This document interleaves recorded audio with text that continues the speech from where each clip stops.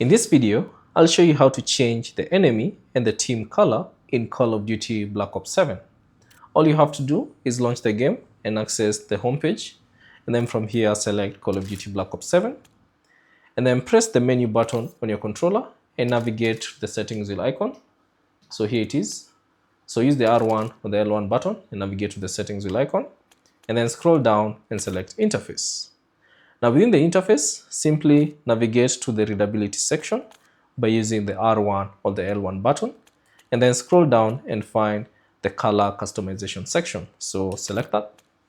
And then from here, you can simply customize the enemy and the friendly color, and also you can customize additional options. So if you want to customize the enemy and the team color, all you have to do is first of all ensure that the HUD, the hard color palette, is set to custom. So scroll down and select custom, and then find the team option and select it. And now you can choose a basic color that you'd like to use, or you can simply select custom color and now create your own custom color for your team. And then once you've created it, simply select apply custom color, and that will apply for the team.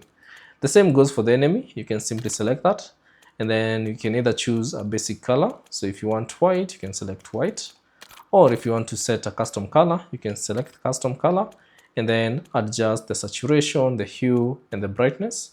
And you can see a preview of how it looks like on the right side of the screen.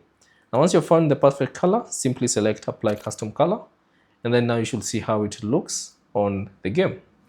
Thanks for watching, and I'll see you on the next one.